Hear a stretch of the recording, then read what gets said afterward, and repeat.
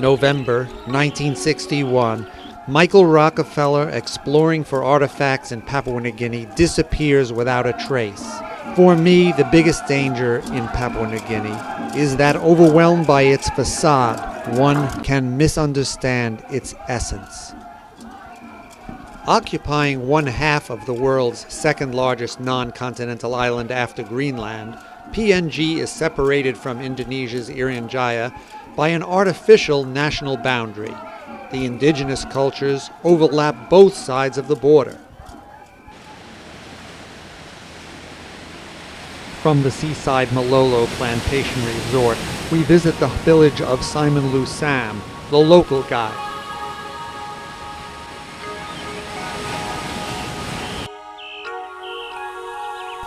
Everyone in Papua New Guinea who can own pigs owns as many as he can because it's a major source and a measure of one's wealth. Chewing of the betel nut, seen everywhere in Papua New Guinea, results in a bright red stain in the teeth and, much worse, possible cancer of the mouth. Education is very uneven throughout this country, and only the fortunate will complete the equivalent of a 6th grade education. Many people speak 3 languages, however, including their tribal language, the colonial Pidgin English, and increasingly true English.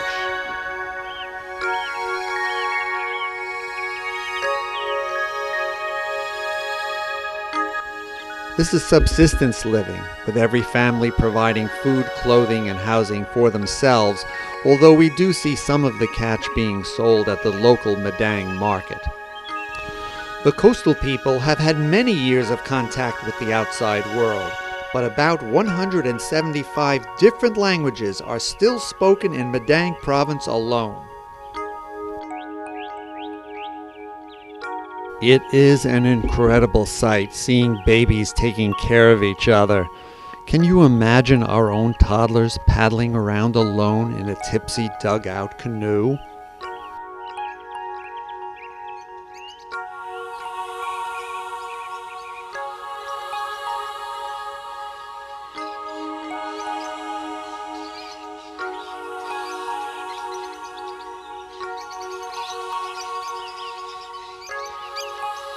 Travel teaches us caution in making presumptions about other people's cultures, but what apparent tranquility we see on an ordinary afternoon of fishing on the edge of the Bismarck Sea.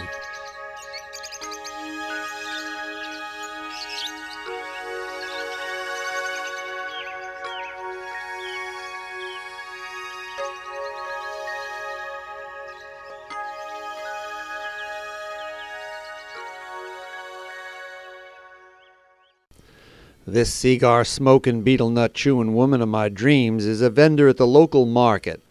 Here, the surplus fish catch can be sold along with sparse goods and produce. Betel nut is the biggest seller. In the dark of night, December 17, 1942, Japanese naval vessels succeeded in landing troops for the capture of Madang and established an airfield and harbor. Their cruelties in the region, well known to historians, are seared into the memories of the victims and their descendants.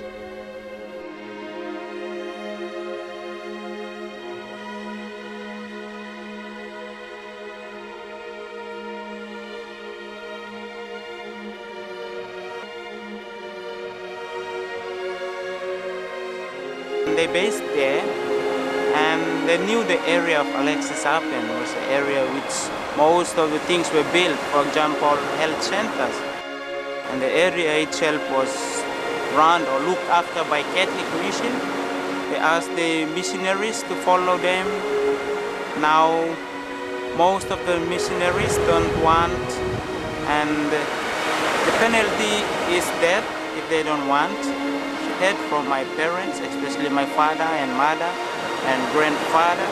They told me the story about the Japanese when they based here in Alexis Apen.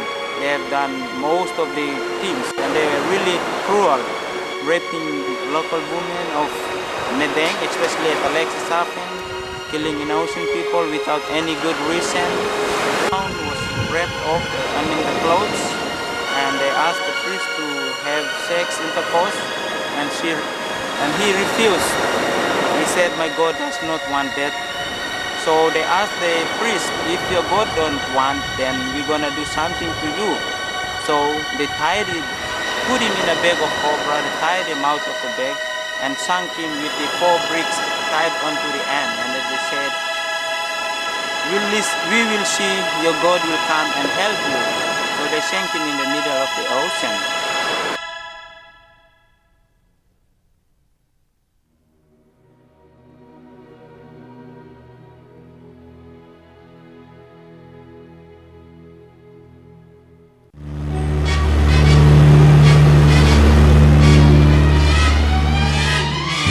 What do you find in every cloud in Papua New Guinea?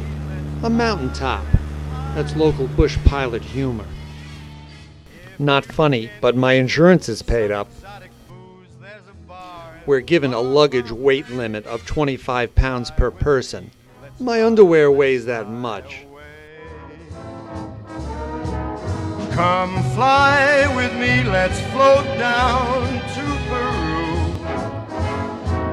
In Llama Land, there's a one-man band and he'll toot his flute for you. Come fly with me, let's take off in the blue. Crucial for survival over Papua New Guinea is number 1, get to know your pilot. Yeah, it's only a short flight today. It's only about 30 minutes. Probably only go down about 8,000 feet. Sometimes giving sexual favors may be helpful. Once I get you up there, I'll be holding you so near. You may hear angels cheer, 'cause we're together. Weather-wise, it's such a lovely day. Despite all our precautions, we remain, shall we say, just a little apprehensive. Let me explain. For one thing, these pilots navigate visually only.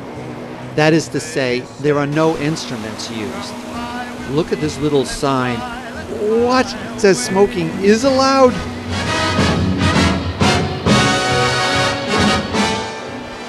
Gee, it's kind of cloudy up here, and with those mountaintops poking through, how does this guy know where he's going? We're through the clouds now. Wait, there's a little patch of grass. We'll land on that. Okay, let's circle around. Edge this plane a little bit closer to the ground, and let's see if we can land in that little patch. Okay, ease up, getting closer. Okay, ease her down. For heaven's sakes, this looks like somebody's backyard. Okay, terra firma. I'm so glad we're down. I'm looking forward to getting into that luxury visitor's lounge to get a snack and go to the bathroom.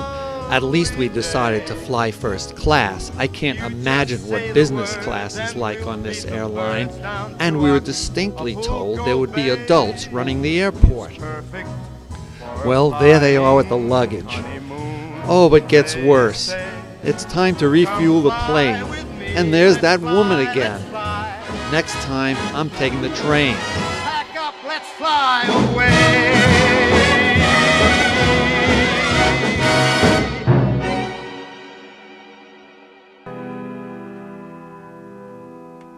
From coastal Madang, we fly to Mount Hagen in the highlands. We find a lawless city policed largely by private security.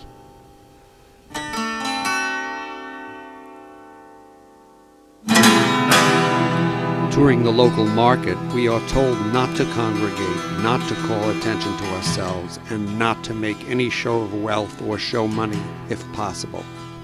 Of course, Judith can't resist buying this Bielam bag and proceeds to congregate, call attention to herself, and makes a great show of wealth when I have to hand her a huge wad of bills to pay for this bag. I feel certain we'll be attacked on the spot. At this small grocery store, we find and immediately hire this burly security guard who escorts us back to our hotel when the van fails to appear. It is the cities of Papua New Guinea, which tend to attract the so-called rascals. Rascals are young thieves, sometimes violent, who necessitate these fences, guards, and barbed wire. Staying at this hotel is a little like being confined in a luxurious prison with the criminals locked outside the walls. We quickly discover that outside of the cities, the villages have their own pride and enforcement of local laws, so our safety is not really an issue. At last, we attend a local sing-sing at this village and get a preview of tomorrow's great spectacle. The Highland Show for us is about to begin. It's coming today.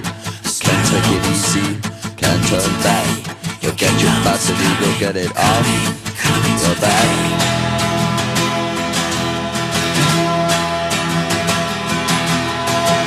Just look back again. You want it all, but it's on the run. The sky will open. The producers of the film Papua New Guinea urge parental discretion in the viewing of the following footage. All Baptists and Roman Catholics may now leave the room.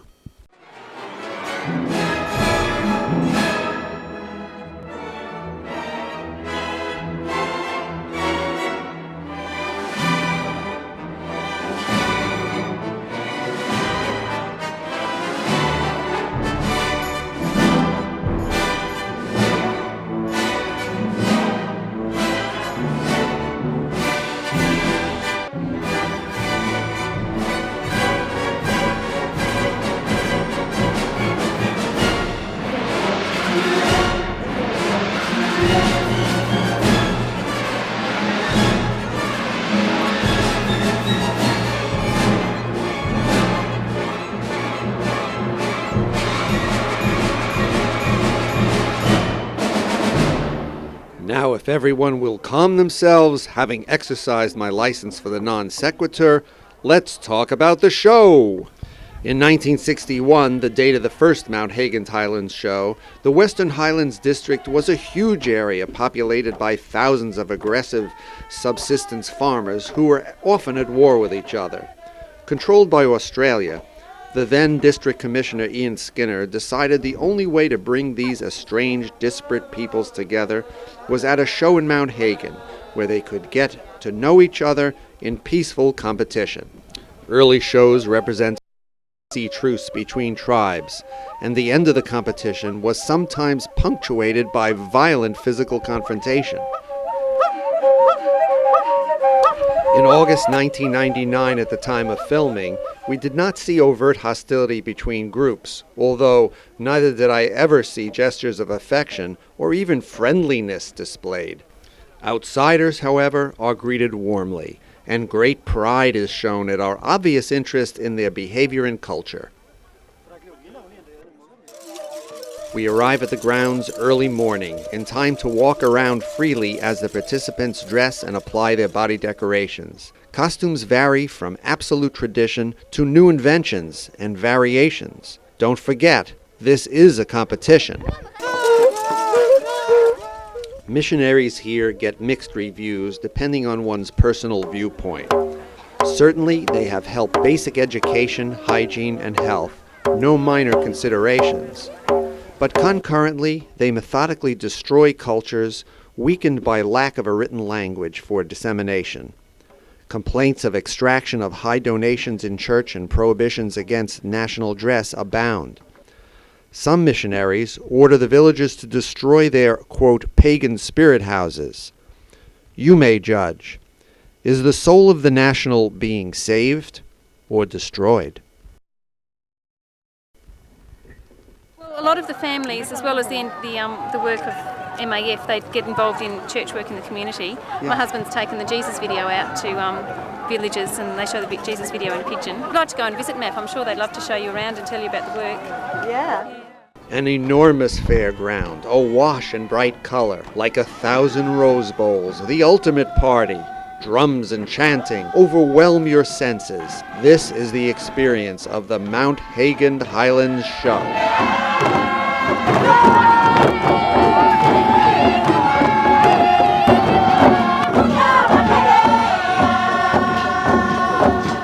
All right.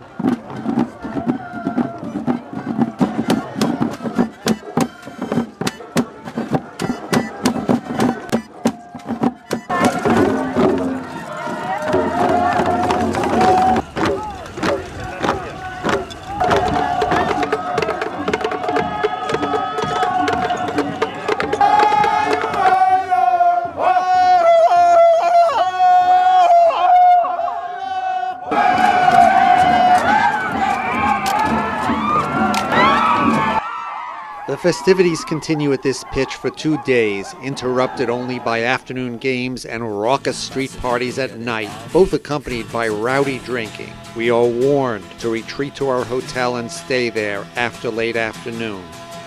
Suddenly, winners are chosen, and the show is over. It's on the run. The sky will open.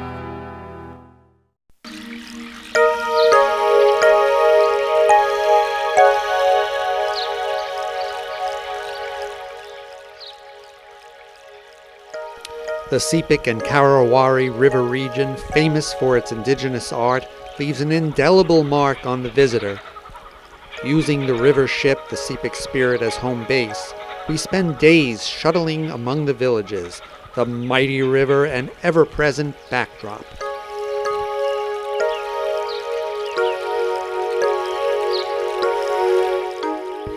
It is the river which dictates through its cycles of wet and dry seasons how life in the villages will be run.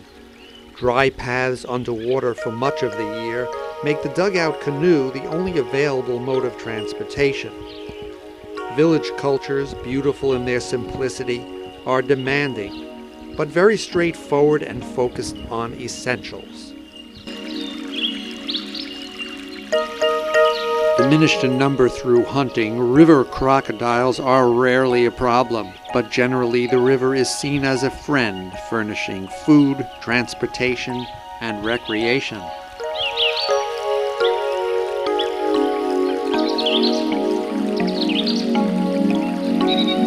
The artwork, mostly carvings, fascinate, and few Western exit the area without enough memorabilia to furnish a small museum. We find ourselves no exception. How much? 45. 45? Yes. 45. Money, please. Spirit houses embody the very superstitious religious tradition on the river. Women are generally restricted from these places, although outside Western women are accepted. Oh my God, what is that? What is that?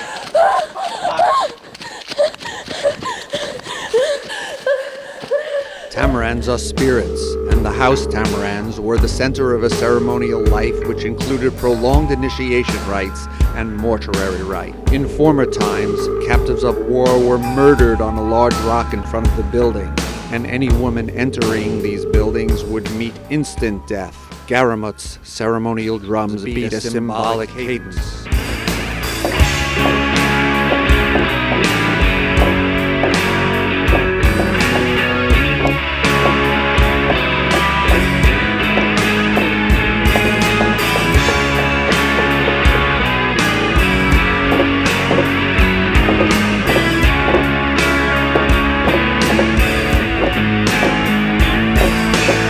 There have been past incidents of overzealous missionaries burning down the spirit houses, but laws suppressing these religious vigilantes have been enforced. It's okay.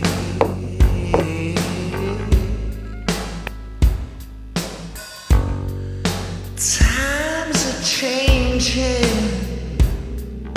Life is upside down.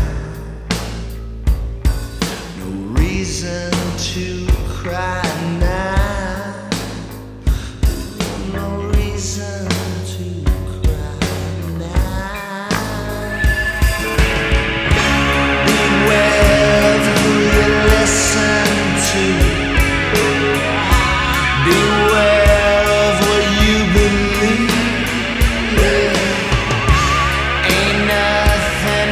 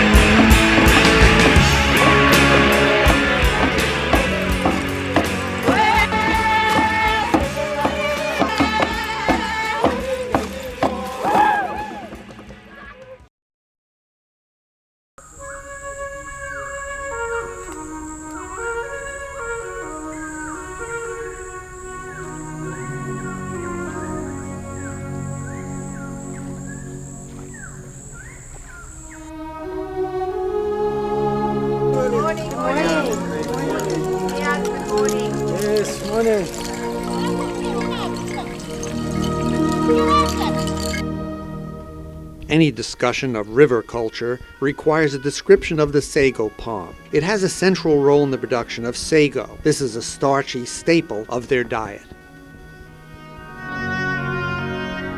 Sago, eaten incredibly at almost every meal, is produced from the core of the palm's trunk. And being composed almost entirely of starch, its nutritional value is very, very low. We see it chipped from the tree with these traditional stone tools and placed in baskets where water is added.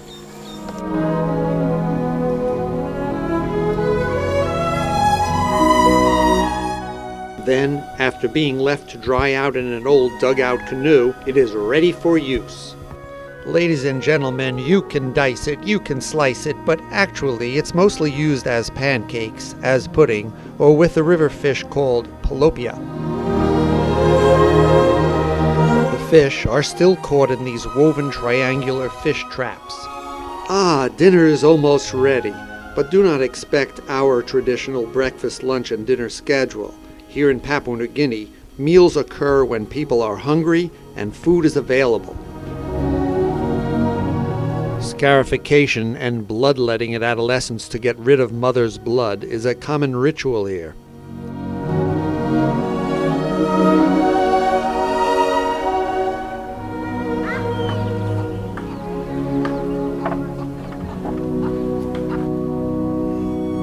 This unmarked grave, like the homes, is built above the flood line. Smoke from indoor cooking fires also serves to repel mosquitoes. Here's a sign of changing times. Young men gather around this posted notice in Pidgin, advertising their availability for any kind of work. How much open employment would you expect in this beautiful but almost totally undeveloped rainforest?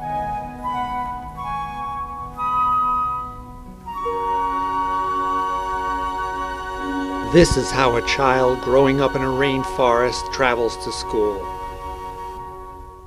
Children, owners of Papua New Guinea's future, perform for us at a local Karawari village school. Trust me, these kids are bright-eyed and intelligent, and it's only their culture that gives the place a different feel from any U.S. grammar school.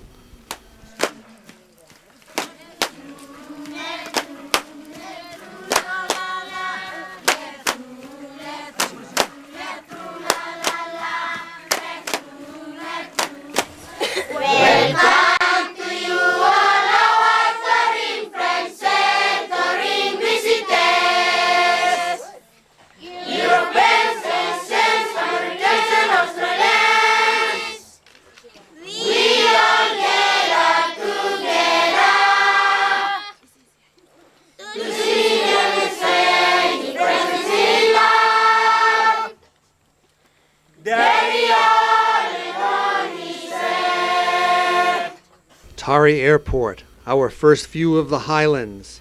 This is the land of the Huli tribe, a culture in which conflict is omnipresent, and any misadventure will result in confrontation and payback, sometimes in blood.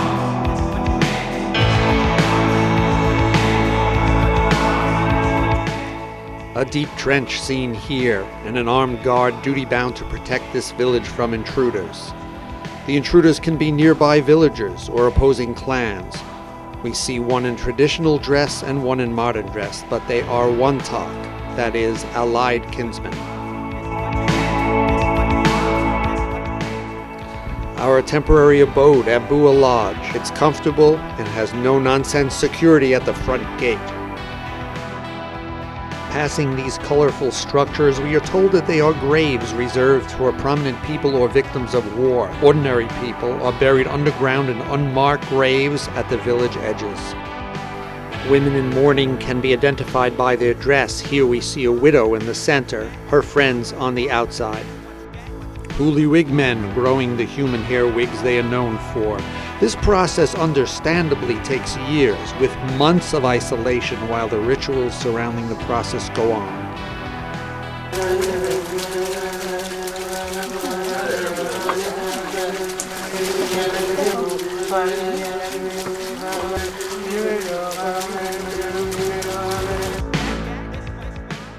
They actually have to sleep on these sticks to protect the shape of the growing wigs.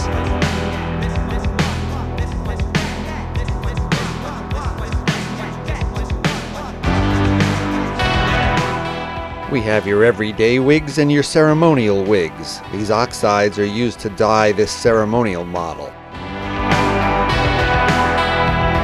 This man, wearing traditional dress, walks along the road with his 2 wives. Let's explore the process in which a man with enough pigs can acquire a new wife. We see the bride price pigs being inspected by the prospective relatives. The in-laws from hell flank the blushing bride, who looks on as her mom negotiates the transaction.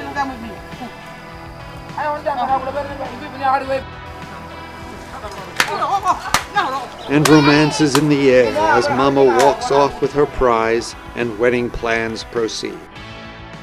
The core commodity, the measure of wealth and status, the pig, can also till the garden. This woman's breast is exposed because she actually supplements her piglets' diets, suckling them if they need extra nutrition. A meal is prepared for the entire village. As you see, heated rocks are placed amidst the palm leaves to steam the vegetables.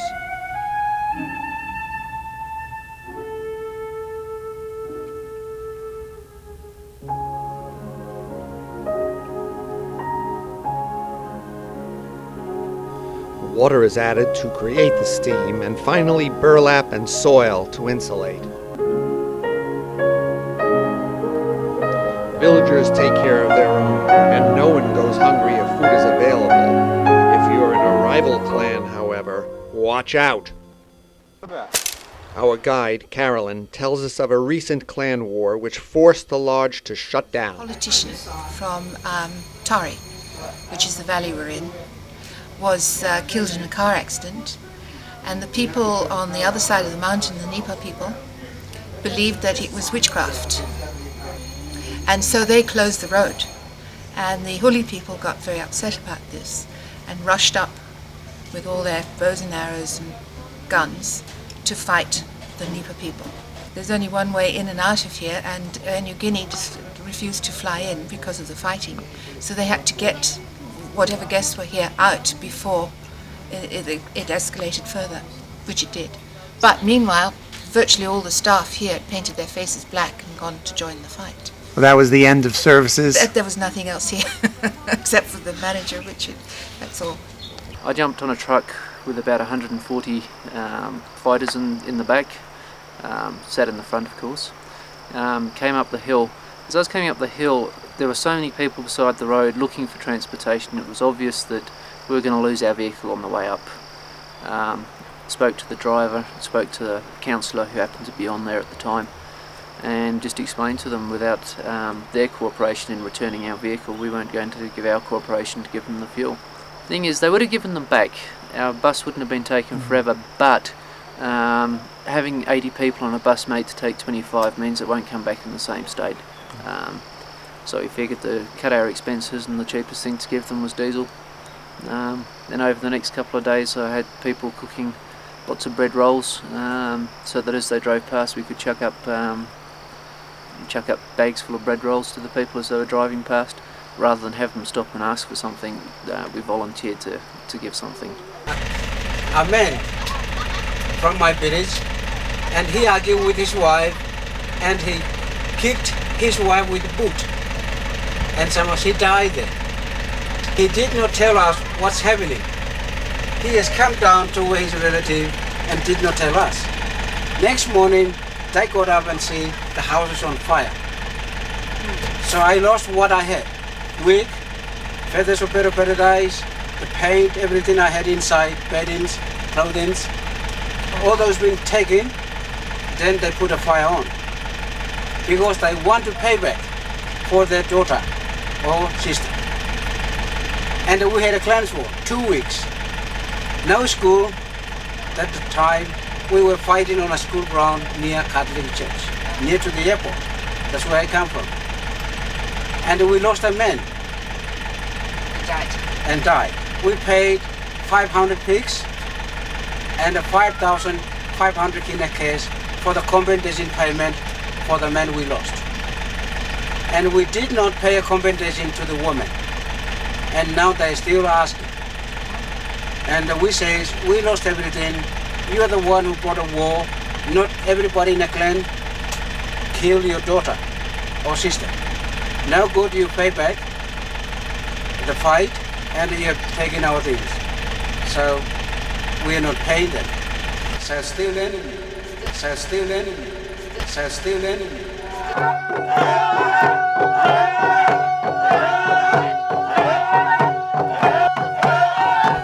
Papua New Guinea, on the other side of the globe from us, feels like another planet sometimes. But never jump to conclusions, because the biggest danger here is that because of its facade, one could easily miss its essence.